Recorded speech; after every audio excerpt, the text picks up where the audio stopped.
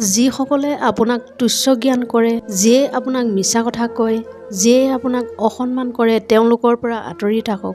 গৰুৱে ঘাঁহ খাই গাখীৰ দিয়ে আৰু সাপে গাখীৰ খায়ো বিষ দিয়ে। পাৰ্থক্য খাদ্যৰ নহয়, পাৰ্থক্য জাত, প্ৰকৃতি আৰু আচৰণৰ।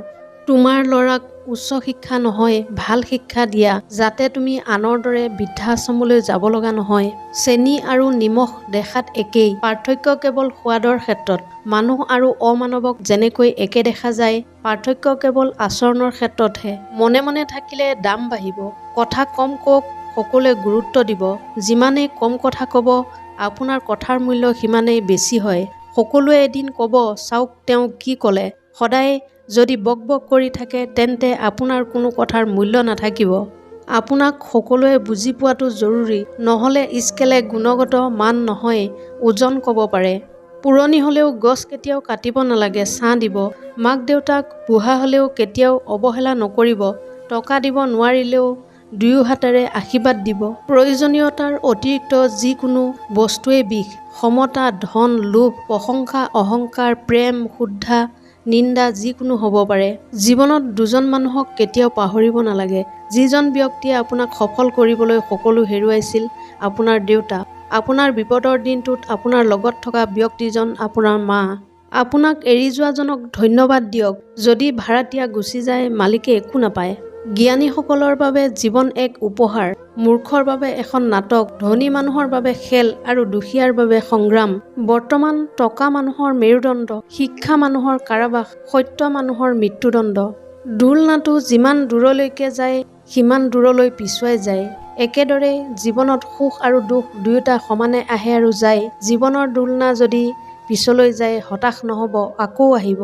এজনে গৌতম বুদ্ধক সুধিলে যে তুমি ইমান মহান হৈও কিয় বহিছা? তেতিয়া গৌতম বুদ্ধই মৃদু হাঁহি এটা মাৰি ক'লে যে বহি থকা মানুহে কেতিয়াও পৰিবলৈ ভয় নকৰে। হেৰুৱা ৰদ পুনৰ পাবলৈ 12 ঘণ্টা সময় লাগে, কিন্তু এবাৰ বিশ্বাস হেৰুৱালে আজীৱন অপেক্ষা কৰিলেও পাব নোৱাৰে। ভিক্ষা নকৰিব, বেয়া আচৰণ নকৰিব, সহায় কৰিব নোৱাৰিলে হতাশ নহ'ব। যদি কোনো উপকাৰ কৰিব নোৱাৰে, তেন্তে কোনো ক্ষতি নকৰিব। ভাল পাব নোৱাৰিলে ঘৃণা নকৰিব। ভাল মানুহৰ কোনো মূল্য নাই, সৎ মানুহৰ কোনো মূল্য নাই, সাধাৰণ মানুহৰ স্বাধীনতা নাই, বিবেকহীন মানুহৰ কোনো ক্ষতি নাই।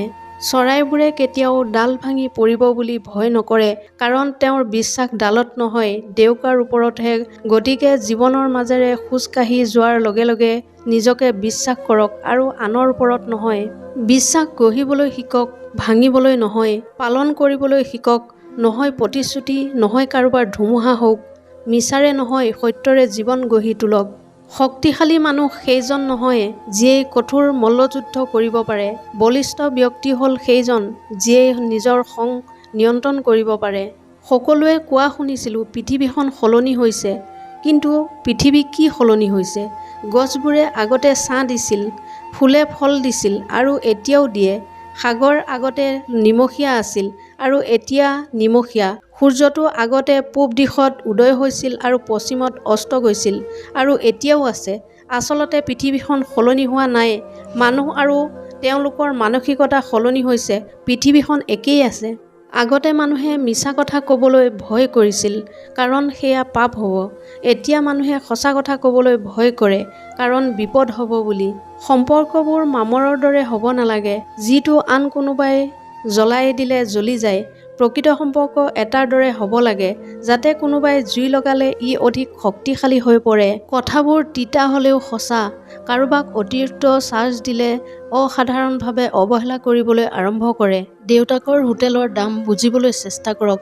দেউতাকৰ শাসনত কষ্ট পোৱা সেই ল'ৰা-ছোৱালীবোৰৰ কথা শুনক। এবাৰ দেউতাকৰ হোটেলৰ পৰা ওলাই গৈ চাওকচোন, এমুঠি চাউলৰ বাবে কিমান কষ্ট পাব লাগে। পিতৃ-মাতৃক সন্মান কৰক, কাৰণ হেৰাই গ'লে বুজিব যে এই পৃথিৱীত তেওঁলোকৰ দৰে আৰু কোনো নাই।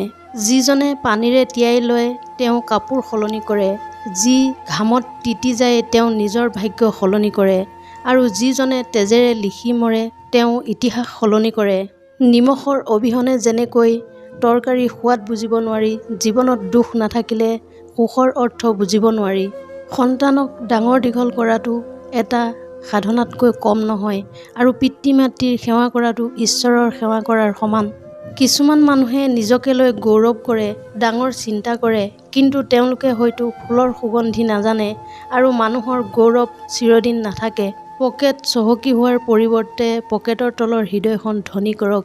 যদি আপোনাৰ ধন মানৱ কল্যাণত খৰচ নহয়, তেন্তে সেয়া অমূল্য কাগজৰ বাহিৰে আন একো নহয়। এনেধৰণৰ মটিভেশ্যনেল ভিডিঅ' পাই থাকিবলৈ মোৰ চেনেলটো ছাবস্ক্ৰাইব কৰি ৰাখিবলৈ নাপাহৰিব। পুনৰ অন্য এটা ভিডিঅ'ৰ সৈতে লগ পোৱাৰ প্ৰতিশ্ৰুতিৰে আজিৰ এই খণ্ডটোৰ পৰা বিদায় লৈছোঁ। ধন্যবাদ।